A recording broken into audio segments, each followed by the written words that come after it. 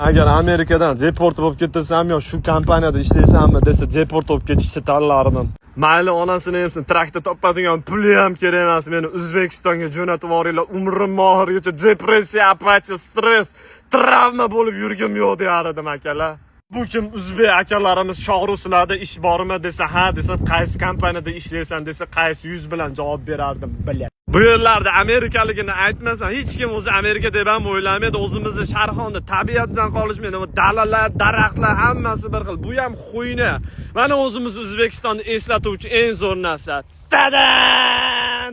Bari mana beparosatlar kelib mana yerda to'xtashadi, mana shu yerda bitta amerikalik bu ishni qilmaydi. Hindiston, Pokiston, palon ashnaqalar keladi. Bizga o'xshaganlar ham. Mana qaranglar. Kapes, pizdец.